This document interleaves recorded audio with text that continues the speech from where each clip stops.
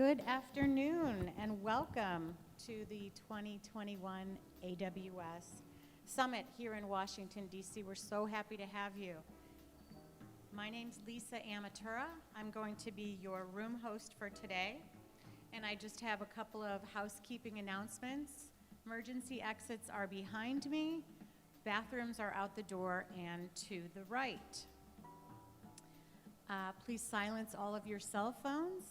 And if you haven't done so yet, please download the AWS Events app from your app store and share your feedback on this session. We really do value your feedback. This session will be recorded and available after the event. And today we're going to be talking about ways to diversify tech education programs and inclusive skills training. And I'd like to introduce our panel today. We have, and I'm just going to read off of here, Myra Rowland, who's a Senior Technical Program Manager here at AWS. We also have Antonio Delgado. Antonio is the Vice President of Innovation and Technical Partnerships at Miami Dade College. We also have Dr. Lawrence Potter. Dr. Potter is the Chief Academic Officer from the University of the District of Columbia. And also we have Dr. Rose Shumba. Dr. Shumba is the Chair of the Department of Computer Science at Bowie State University. So thank you again for coming, and I will turn it over to Myra. Thank you for the intro. So thank you all for being here with us today. It's so exciting to see people like in person today and see that everyone has legs, right?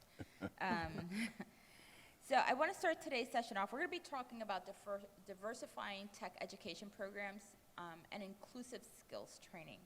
So if you had a chance to attend Max Peterson's keynote speech today, you might have heard him share that the pandemic has accelerated digital transformation 3 to 5 years. And this means that building a diverse and inclusive technical workforce really requires a collaboration between educational institutions, employers, and government. And that should be like a long-term commitment and collaboration between these three types of entities. In this session, we're going to learn how education and skills training initiatives developed in collaboration with AWS education programs are helping historically Black colleges and universities, community colleges, and other education institutions upskill and reskill the future and current technical workforce. Today we're going to hear from our three leaders from three different institutions from across the state and how they are diversifying the tech talent pipeline by providing exposure, access, and opportunity. I think those are really key important factors in really providing some diversity, equity, inclusion in education and also democratizing technology. So we're going to start by introducing our panelists today, and I'm going to let them do their intros. So I like to kick things off with, if you could, and if you don't mind, please sharing your name, your institution, and what is your proudest moment at your institution in your existing role today? So we'll start with you, Dr. Shumba. Thank you very much, Myra. My name is Rose Shumba. I'm the chair for the Department of Computer Science at Bowie State University. Bowie State is the first HBCU in the state of Maryland. And the proud factor that I can talk about now is the quality of the programs, what we aim to do with all the accreditations that we currently have at Bowie State. Yeah, that's amazing. I've been working with Dr. Shumba for a few years now. That's been a lot of fun. So Dr. Potter, can you tell us a little bit about your role and what's your proudest moment right now? Sure, Myra, thank you. Good afternoon, everyone. I'm Dr. Lawrence Potter, and I serve as the Chief Academic Officer at the University of the District of Columbia here in the nation's capital. We are the only public university here in the nation's capital, and by all stretches of the imagination, we are the only totally and exclusively urban land grant university that happens to be historically black. The other proud thing that I would say is that as the nation's only exclusive public urban land grant institution, we offer workforce certifications up through the associate's degree to the baccalaureate and on up to the PhD in computer science and engineering. And so those are things that we're very proud of. Yeah, and those are really big things to be proud of too. And I've worked extensively with your educators at UDC also to build out some really interesting programs that provide opportunity. All right, so next to me I have Antonio Delgado, who is another educational leader who has really been making some big strides in cloud computing and enablement. So, Antonio? Thank you, Myra. So, Antonio Delgado, I'm the Vice President of Innovation and Technology Partnerships at Miami Dade College. Miami Dade College is one of the largest college in the nation. We serve more than 100,000 students. But what we are definitely the largest one is serving Hispanic students and minority students. We are the institution with degrees awarded for Hispanic students. Last year was 12,000 degrees. Just last year, and taking into consideration the year of the pandemic, is huge. The number of students that we serve, especially how we create a pipeline for them for economic mobility. And technology is one of those areas that you're digging into high-paying jobs. So I'm very proud of not just partnering with AWS to create a cloud computing program. That's part of my job. But what I'm really proud is to see last summer to get the first 8 students to work for AWS. 3 of them in full-time jobs and 5 as interns. So that speaks about the quality of the partnership that we have created to develop a cloud computing degree, get the students to complete and certify, but also to get a job. So I'm proud of seeing that last point of the students getting jobs, especially with AWS. Yeah, that's exciting. And also, MiamiDade had a summer program where we had some high school students that actually achieved associate level certifications. That's amazing also. So exciting work. All right, so now let's dig into some of the ways that your programs are actually structured. But I want to first kick off by talking about the makeup of each of your institutions, like your student population, types of students that are enrolled in your programs, and then how does that align to the overall mission of your programs? Especially when we're thinking about it from this lens of diversity, equity, and inclusion, which is an extremely important conversation that we've been having, and that's been amplified, right, over the past few months. It seems like the last year there's been a really clear focus on that. So I'm going to start with you, Dr. Potter.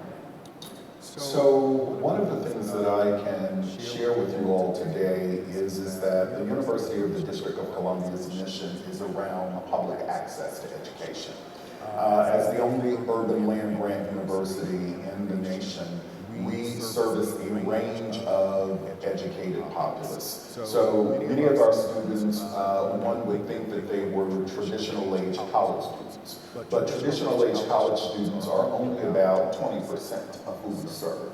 We are largely a commuter campus. We have 3 locations across the district. We have a presence in all 8 wards, but the largest population of students that we serve are adult learners. And so really thinking about diversity, equity, and inclusion and how cloud computing, particularly in the nation's capital, becomes a central part of the kinds of things we do to advance the work that we do is critical to who we are and our mission. Thank you for that. And I think that, when we think about colleges and universities, we usually think about people right out of high school, and that makeup is changing more and more as people are trying to reskill and cross-skill. So thank you for sharing that. Antonio, how about Miami-Dade College? What is your student makeup, and how does that align to your institution's mission? So as I shared before, we serve more than 100,000 students every year between our accredited programs and the non-accredited adult population that we serve, to always continue improving. So what I didn't mention is that 91% of the student body that we have are minorities. So 71% are Hispanic and around 19% are Black students. So our core is to really help these minorities to get into a pathway to a job through education. So what we have seen are, again, many companies all across the world, and especially in the country, asking for a diverse workforce. Like, how can we be more diverse? And for me, it's like, we're so diverse, like, that's what we're producing. That's our day-to-day. We have the diverse students here in Miami, and we're getting them ready to be productive day one. And that's what we primarily tailor the West, to make sure that they get the right skills. But how can my message to these companies, like, we're here, we have these diverse students that are getting ready, and they're just waiting for an opportunity. So my message is not just to say that we want to be diverse, it's like, what are your actions to really get into a diverse workforce at any company nowadays? Yeah, so that brings a good point, is that a lot of organizations are really trying to address the diversity, equity, and inclusion, and don't have programs that are just mature enough just yet to be able to diversify their pipelines effectively. And so I think we have a great opportunity with our educational institutions to do that. So Dr. Shumba, can you share your student makeup and how it aligns to your mission? Sure. Bowie State University, as I mentioned before, is the first historically Black university in the state of Maryland.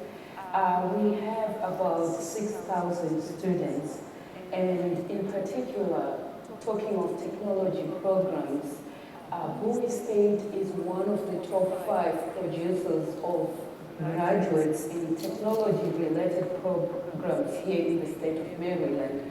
The mission of Bowie is to empower underrepresented minorities through innovative programs and some transformational services to ensure that as we prepare them to get into their careers and lifelong learning, civic responsibility, they are ready enough to do that. And just as the other panelists just mentioned, we also getting a lot of requests for our students from all those companies who are trying to diversify their workforce. Thank you for that. So, Dr. Potter, I did a little research. I was reading some articles last night, and I read a quote that you shared that says, I'm going to read it from the article. It says, access is not synonymous with equity and inclusion, but more with opportunity and exposure. Opportunities through education, employment, and skills building, exposure to new ways of learning and discovery. So I love that quote because I'm really big on this whole idea of exposure, access, and equity. So that's going to bring us to our next question. We have a shared vision, a shared mission. What has been the driver for your institution to develop educational programs in collaboration with AWS? So I'm going to start with you again, Dr. Potter. Sure. So I would say the overarching driving force for partnering with AWS at the University of the District of Columbia is really preparing a skilled technical workforce. H2Q is in our backyard, and for many reasons, we have decided to take on the workforce certification pathway to kind of build, upskill, and prepare citizens of the district and the DMV region so that they are prepared to take on the jobs that H2Q is producing in this particular region. I would also add that it's really important based on our collaboration with AWS because it provides an opportunity for AWS to achieve its outcome of social responsibility. I love that. Holding us responsible for our actions. Dr. Shumba, I know you for a few years, but I have also tried to do a little research to see what else I can dig up on you. And I know that you bring 20 years of experience to the game, and that you have a lot of experience around building competency-based programs. So I want to ask you also the same question. What is the driver for your institution to collaborate with AWS in building your programs? Thank you, Myra. The first thing that comes to my mind is the year when I joined Bowie.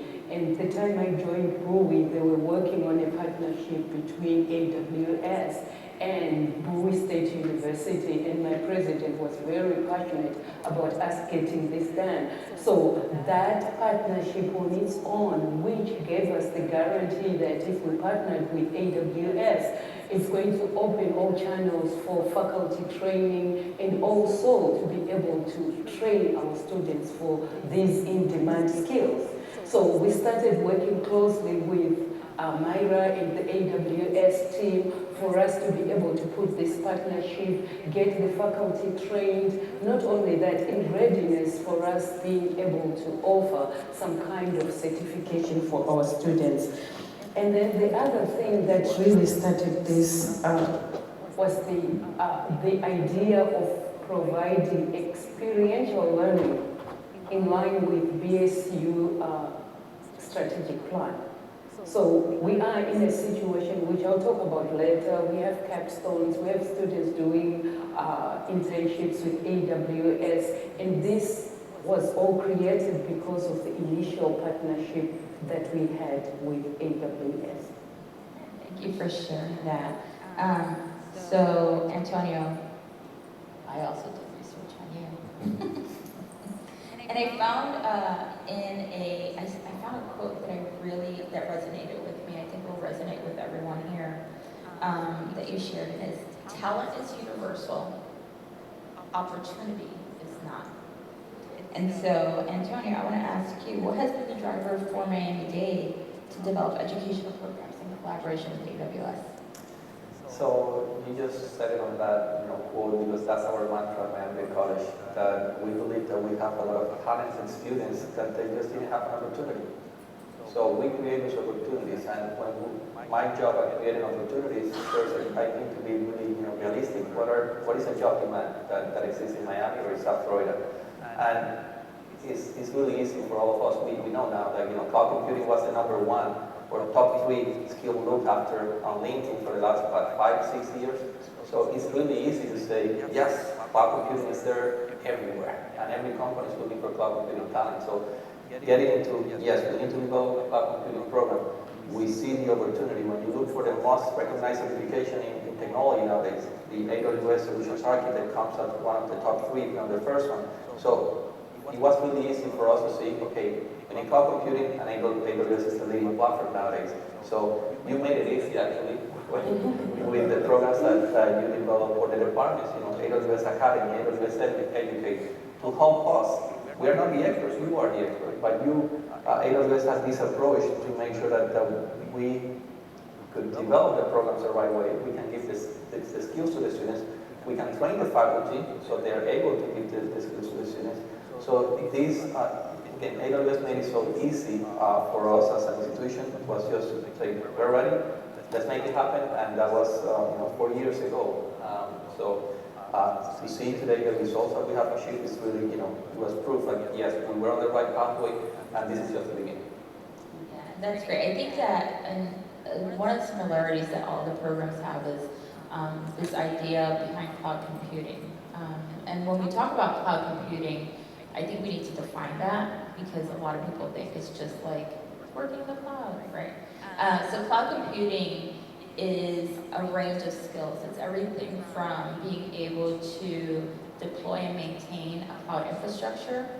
It also evolves around data analytics, data management, cybersecurity, AI, ML. We're seeing some quantum computing. We're seeing a variety of different careers, DevOps, that come out of this. And so each of these institutions have stood up programs that are very diverse, although tightly related, because they're all focused on cloud computing. So I want to be able to dig now into your individual programs and the ways that employers like AWS and our customers and partners can collaborate with your institutions. to build diverse and equitable talent pipelines, because as we know, the three institutions represented here are largely diverse institutions. And it has become clear that, cloud computing is a significant technology skill that's needed, and there's a gap right now in the industry. And for each of your programs, you have different structures. You offer different types of programs. And as I mentioned, all of them are designed with industry-validated knowledge, skills, and abilities, what we call competencies, that are offered to diverse populations in your communities. So I'd like to really dig into the structure of your programs, and I want to start with you, Dr. Shumba. You've built two very different but complementary academic structures to teach concepts to your students, and I know you specialize in cyber, which is always inspiring to me. Can you tell us a little bit about your capstone courses and your certificate program? Thank you very much, Myra. Last year, over the summer, we started a conversation with AWS for us to see how we can collaborate on our senior capstone. So over the summer, we worked on producing some project specifications, working closely with the AWS software engineers. And by the beginning of the fall semester, we had a project well designed, ready to give to our senior capstone students.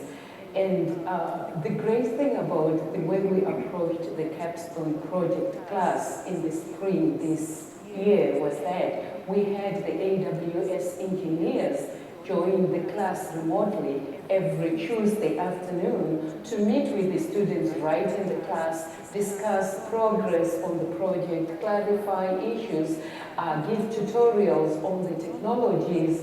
By the end of the semester, it was amazing to see how much the students had learned about the AWS technologies, how to work in teams. Not only that, but how to work with the professionals out there. This was an amazing aspect of building a community between our students, the faculty. Myself was teaching this course, the professionals in the industry, and everything went very well. But now we're moving on to the next stage where we're going to be looking back. We're meeting again in the next few weeks to look back and say, what is it that we can make better as we go in to have the same course in the spring semester. So that's what we did with the capstone. And besides the capstone, what we also did last year, working very closely with Myra, was to develop an upper division certificate in cloud computing, where we have 4 courses which we've designed now. I wish I could push them faster. They're still in the curriculum process throughout the university, and we're waiting for them to get to the Maryland Higher Education Commission.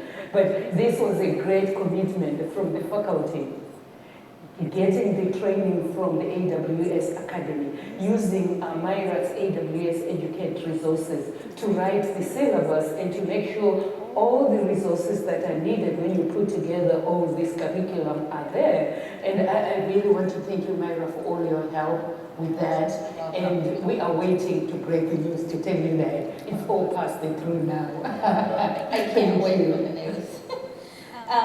Dr. Potter, so at UNC you've been teaching fundamentals of cloud to your students for a few years now. So I remember when you guys first launched the program. Can you share your experience in teaching the foundational course and your plans for expanding it in the coming years? Sure. So currently we are teaching the AWS Cloud Fundamentals, and it has been a successful endeavor. We see our students engaged with hands-on learning and discussing real-world events involving cloud computing. Overall, our students are really striving to be involved in a more immersive learning experience and robust training, while our faculty are pushing them to really think beyond their limits. We currently also offer the AWS Cloud Practitioner course and presently teaching our second cohort of AWS Systems Operations. In the future, what we're planning to do is to offer all 3 associate level certification courses. And this, Myra, has really set the foundation, at least a clear pathway for us on the associate's degree side. So all of those AWS iterations are on our workforce development side. And individuals who are working through those certifications will then enter into an associate's degree program where in our IT concentration, we're teaching Cisco, Linux, Windows networking, cybersecurity, and AWS concentration in Swift. And we're very proud of that. Ultimately, these certifications leading to concentrations in an associate's on the IT side will really help us to build a more robust, diverse, technologically sound and savvy workforce here in the district. That sounds really exciting. Like, I get stoked, and I like geeking out with everyone on their programs. Thank you for sharing that. So, Antonio, Miami-Dade has one of the most mature enterprise cloud programs in the U.S. With creative and flexible initiatives that have grown over time, and it's been really fun seeing your program grow. Can you tell us the story of the Cloud Computing Center, which is, if you ever get a chance to go to Miami-Dade, you have to visit it, and all the different ways you're teaching cloud concepts to the Miami-Dade community?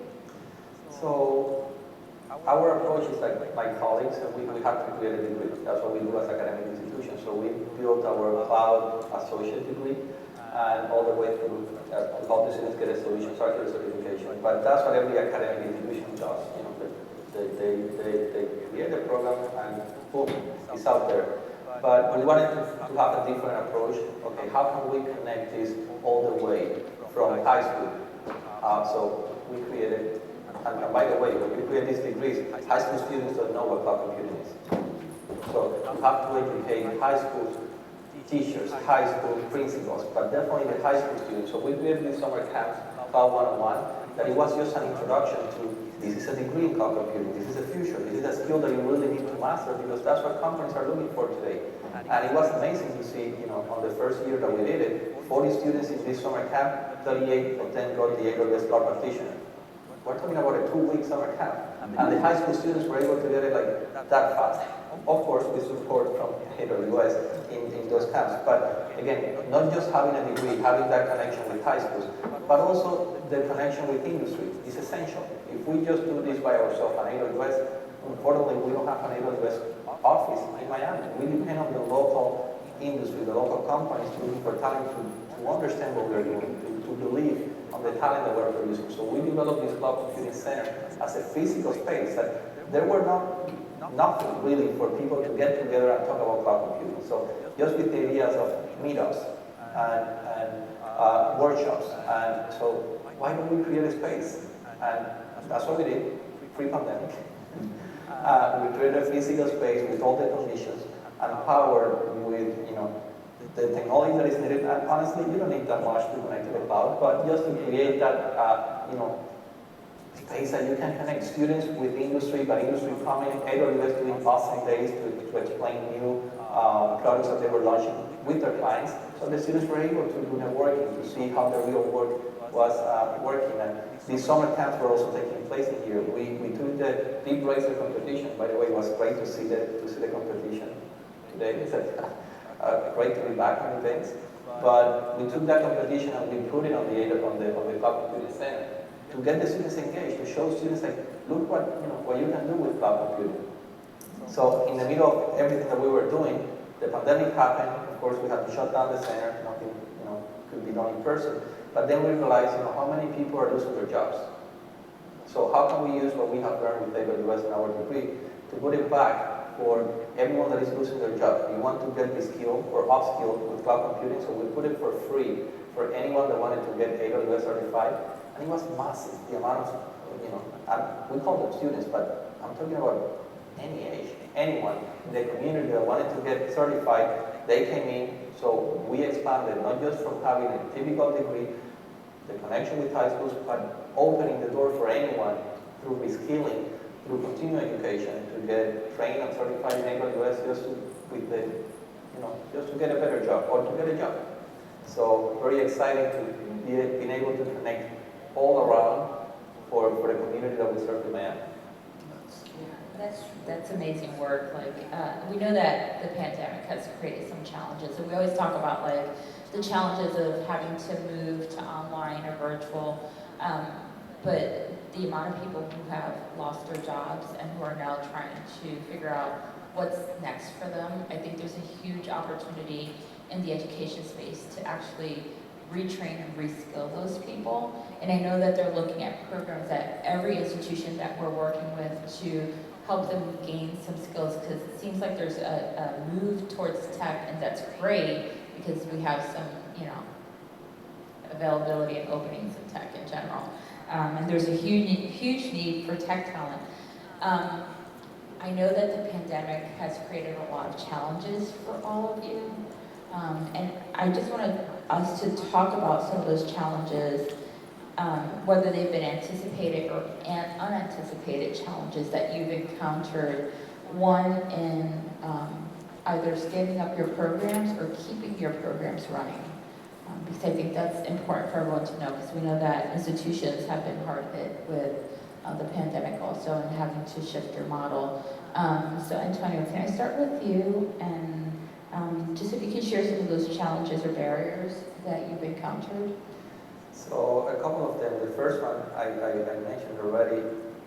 When I put together this cloud computing program, I thought that it would be full of students. The cloud computing degree, like this is the future, and it didn't happen. So the challenge was that high school students didn't know what cloud computing is. And existing professionals were not looking for a degree; they were just looking for the skills and the certification. So that challenge, sharing this and talking with AWS, that's how we came up with the summer camps. Now we're training high school teachers so they can start early on with the cloud practitioner in the high school level, so they can come into Miami Dade College for the more advanced certifications. Another challenge, and this is my day-to-day now, is like we're all saying like, yes, there is a huge demand for cloud computing. AWS is doing the largest events in the whole world about cloud computing, and we see how many people are coming. So yes, companies are definitely in the cloud. They're saying that they need talent. So my issue is like, how come my students are not getting jobs automatically when they graduate? So companies, yes, they're looking for talent, but they're looking for talent with 3 to 5 years of experience already in the cloud. I'm sorry, I'm an academic institution, I'm giving them education, I'm giving them skills, and you are the one that can give them the years of experience so they can get a job, but someone needs to give them a chance. So that's a period that I didn't expect, to have companies just not open to entry-level positions or internships. So that's what I'm working now in partnership with AWS to really create a pipeline. Think about the future talent that you can get if you start investing early on through internships, apprenticeships, capstone projects, or directly an entry-level position. So again, having AWS to help me work through those challenges has been great support, and I really appreciate that. Yeah, and we hear that from many of the community colleges that are offering programs that their students are going through a 2-year program, and employers are starting to make a shift to really look at them as viable talent pipelines, because they do need people in those entry-level roles to be able to help them either migrate or stand up their infrastructure and then maintain it and really do some of those tasks. I think that the tides are shifting, and as with anything, it's a slow shift, right? And we can wish it to go faster, but sometimes you have to go slow to go fast. So Dr. Shumba, what have been some of the challenges you've encountered? So Myra, one of the main challenges that we've encountered is the changing of modalities from having face-to-face to virtual, and for the faculty trying to keep those students still excited and enthusiastic about the learning, because you're talking of them having access to all these virtual labs. And if a student can't get access, they get frustrated and they switch off their camera and they're gone, they don't join. And what we've noticed also is that most of the courses which have hands-on learning, they've become a very big challenge to teach using the virtual mode.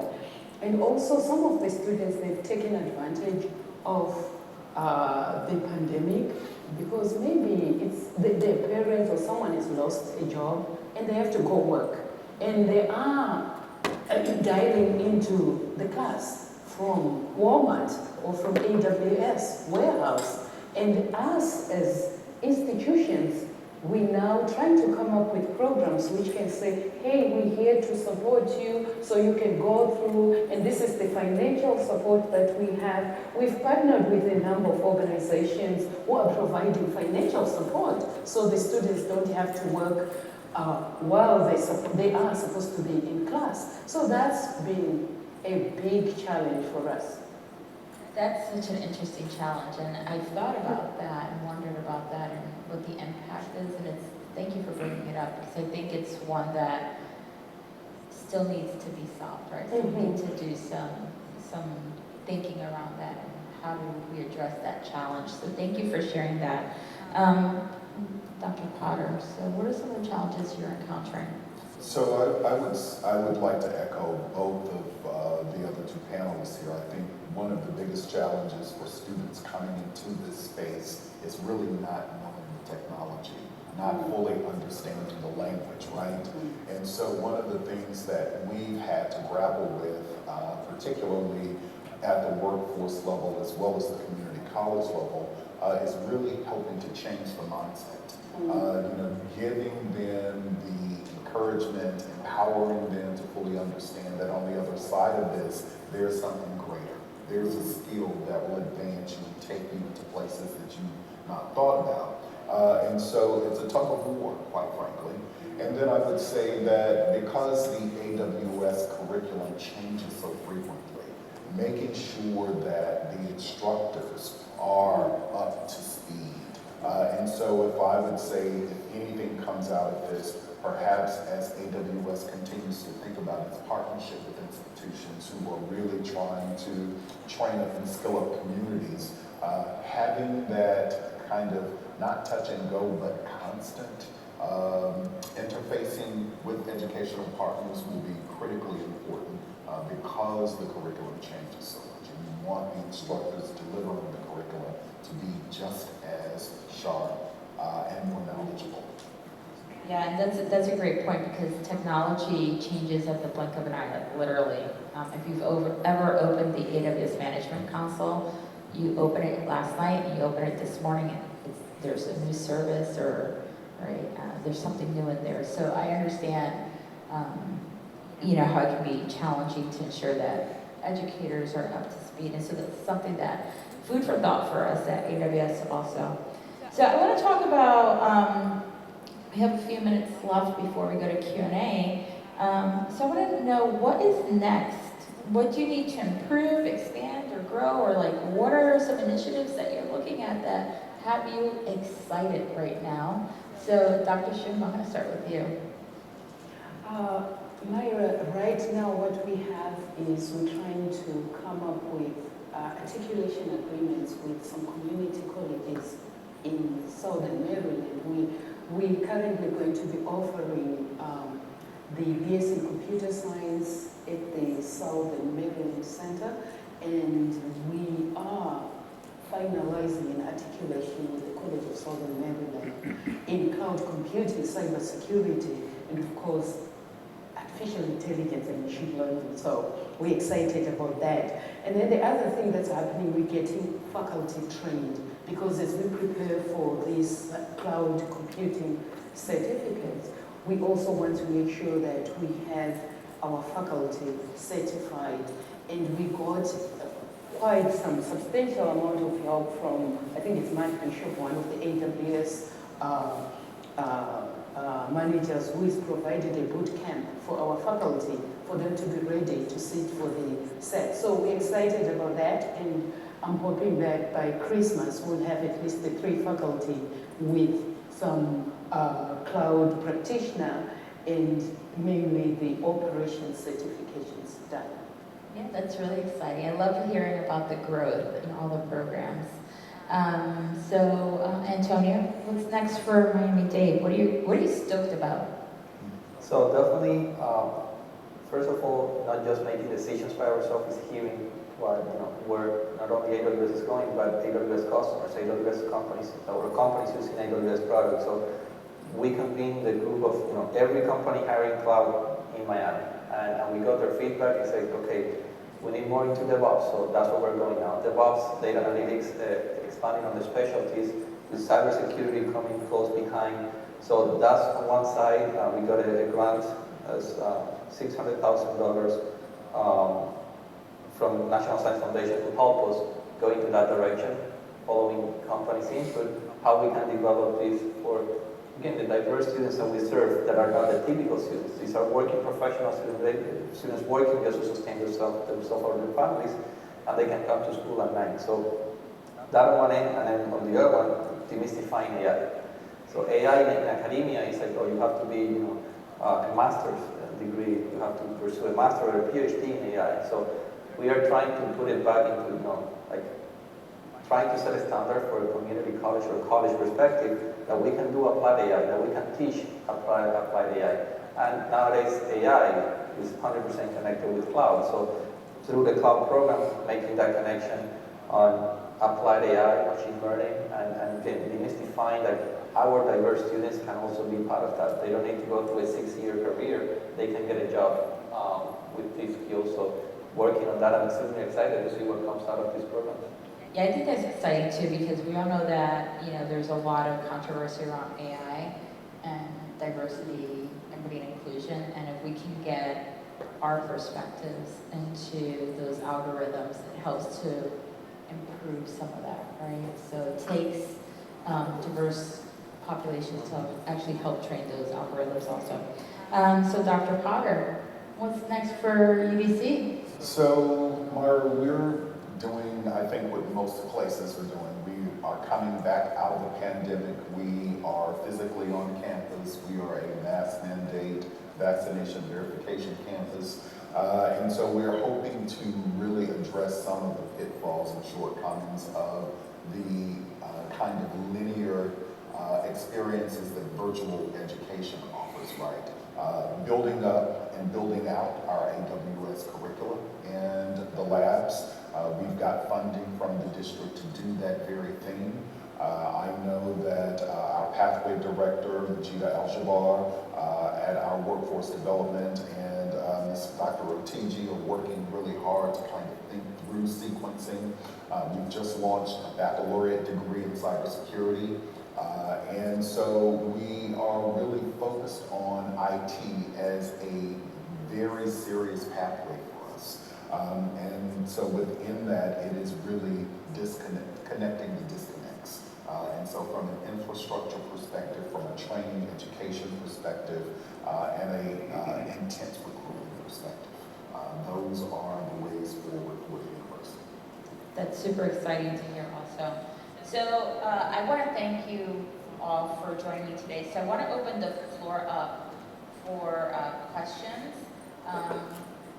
If anyone has questions for Dr. Potter, Dr. Shumba, we have 2 mics in the back. You can step up to the mic. As she's getting ready for a question, thank you so much for sharing your knowledge with us today.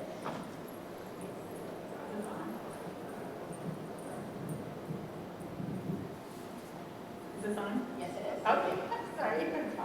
I have 2 questions, one for you, Myra, and then one for the panel that I'll ask. Number 1, I was just wondering if AWS pairs up their education institutions with your partners as well in industry. And then my second question, especially hearing, Antonio, that you look to local industry to employ your students, I'm wondering if the remote nature of work over the past 18 months has changed the industry relationships that institutions now are able to pursue. Okay, so we have a 2-part question. I'm going to let Antonio answer first. It's about employment and going virtual. Yep, so I can answer both questions. And on the first one, that yes, AWS is helping us tremendously to connect. So AWS managers and client-facing positions are actively connecting AWS partners or companies using AWS with us. If they're looking for talent, like here it is Miami Dade College producing a diverse pool of talent. So they're actively doing that, and again, it takes champions.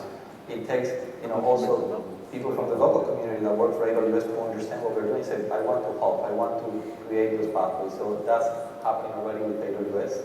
And to the second question, you have a great point.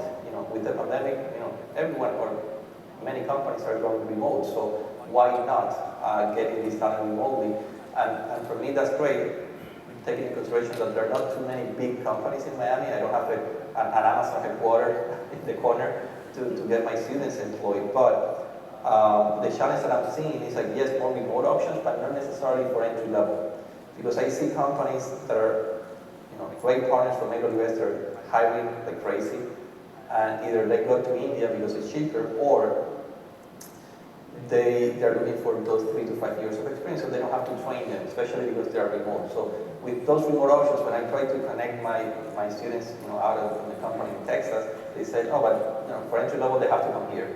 Oh, my students are local. They want to stay local. They don't want to go there. Maybe 1 or 2, but not necessarily the pipeline that I'm building. So yes, and hopefully we see more of those coming, and as we transition out of the pandemic, we don't see a reduction on remote. That might be the case for some companies, but actually promoting more remote, but especially for entry level, which is the one that I'm not seeing enough of entry level positions in cloud computing yet. And I can expand on the first question as to like whether AWS brings partners to the table. So I'm part of a team called the Education to Workforce Global Solutions and Services Team. It's a mouthful. We're E2W. And we help institutions build out their programs of study. And we do bring employers to the table. So we encourage employers to come to the table to help us help you build your programs of study, so that you're incorporating the knowledge, skills, and abilities, the competencies that employers in your local region are looking for, so that ensures alignment. And we also have an employer engagement team that puts on events where your students are also paired with employers for jobs, so they do virtual work fairs. And so we do have a variety of different education programs at AWS that do bring our partners to the table to help you build out robust programs and open up those opportunities for your students to have direct access to those employers. So, any other questions? Not sure. Can you hear me okay? No, can you come to a mic? Thank you. I'm actually on the receiving end of some of the folks that you're training, which we appreciate what you're doing, because we need more and more folks as a company, like consulting, have a consulting company. One of the issues that Antonio spoke about, that they don't have the experience, and that's what's keeping employers from bringing folks on. Are there any ideas that you guys are keeping around, or that others have brought to you from industry about how to potentially get that experience while they're in the program? Or, I know, Myra, you said things are moving slowly in that direction, but I wonder if there's any spark happening, either that you know about. Does anyone have any? So I will say, while we have not kind of concretized a program, one of the models that I would suggest that I believe will be highly effective as we continue to partner with AWS is the apprenticeship model, right? We have an apprenticeship program with Aon, and we have a number of apprentices who are currently working, and we've scheduled their courses around a cohort model. But the reality is that there is, to Myra's point, education to work. It's not just an AWS kind of function. It really is a mindset, education to work. And so through the apprenticeship programs, our students are really learning the roles in the business while taking whatever courses. And those things align. They're getting the skills. They are on a rotation in their first year of the apprenticeship. So they're not linearly defined in a particular function. They're seeing all aspects of a job. And then in their second year, they get to specialize. The employers are paying for their education. They're getting paid. They have full benefits. And the university is providing that partnership with the employer. And so I would suggest that one way to go is the apprenticeship, because you're getting the skills as you go. And I would like to expand on that. I've heard competency-based education, apprenticeship, capstone. Those are the ways that we have as academia to really help the students connect with real experiences, real projects, real cloud projects that the students can demonstrate some hands-on, and then from there get a job. But the reality, that's what we can do. We still depend on a company. The apprenticeship is a three-way, connection. That you have the student, you have the academia, but if you don't have a company willing to do apprenticeship, it doesn't work. So that's what I want to see more. I want to see more companies saying that yes, you have to dedicate time. If you want to do a capstone with a university or college, you have to dedicate the time. You have to put someone, yes, that's extra on top of what you're doing. And I'm sure like in cloud today, we're always understaffed. Companies are always, with the deadline coming in, and they don't have enough time to think about academia building the pipeline. But if we don't dedicate the time, if we don't make that connection, we can do as many things as we want in academia. But if companies don't come in to say, I will support an apprenticeship program, or I will support a capstone project, really, we're not making a difference. We're just producing talent without working experience, and then talent getting into the door and said, I couldn't get a job, so I'm going to transition to something else. Thank you for the question. So we are at time, and I want to thank Dr. Shumba, Dr. Potter, and Antonio for joining us today. If you guys can give them a round of applause.